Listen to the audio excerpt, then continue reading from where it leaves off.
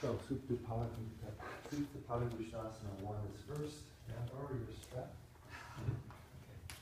Show you what I want you to do. It's not the typical one that we're used to. So, you'll just start on your back, arms overhead, take the strap, and just pull the strap apart a little bit. Press your knuckles into the floor, open your chest, draw the shoulder blades toward the waist. Buttocks, or the heels away from the buttocks, and then the knuckles away from your head. And then you'll bend both knees. So the left foot will come to rest on the floor, and you'll lasso your right foot. First, I want you to keep the knee bent, and align the outer ankle, outer knee, outer hip. So bring them into plane, and then move your outer hip away from your shoulder, and then slowly straighten the leg.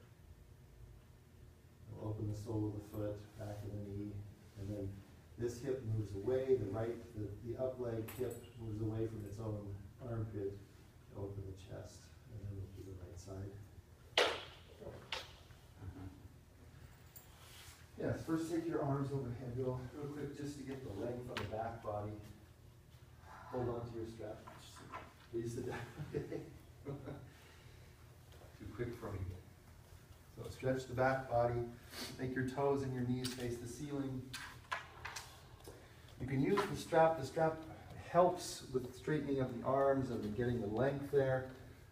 So press the knuckles down into the floor, press your heels down, knees and toes face the ceiling.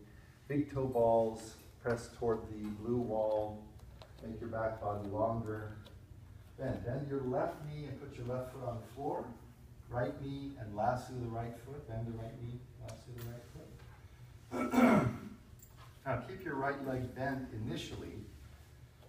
And just look with your eyes at the alignment between your outer right hip, your outer right knee, your outer right ankle. Bring those into plane as though I brought a piece of plywood up against these three parts of the structure, and they all should touch.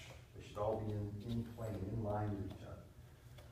And then do your best to move your outer right hip away from its own armpit. So the right hip away from its own armpit.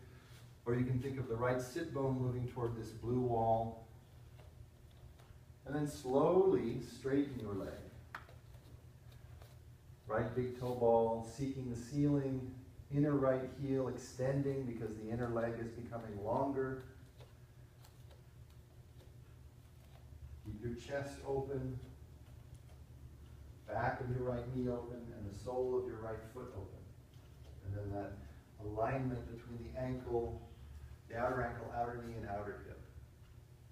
Make space on the right side of the waist. Levelize the hips. Levelize in terms of this blue wall here, from where I'm standing. Chest open. Back of the neck nice and long.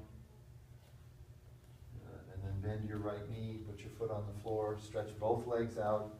Briefly take your arms over, make yourself symmetrical again, and very long, back body very long now.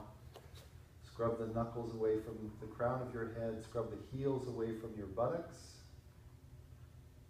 You have a lower back discomfort, John? No? Well, why don't you want to straighten your legs? Press the big toe balls away. Then bend your right knee, put your right foot on the floor, bend your left knee and lasso your left foot. Keep the left knee bent. And take a look. Align the outer left hip, outer left knee, outer left ankle. So there's a turning of the femur bone a little bit. For some of us, the femur bone and the knee turn in. For some of us, it turns out, or they turn out.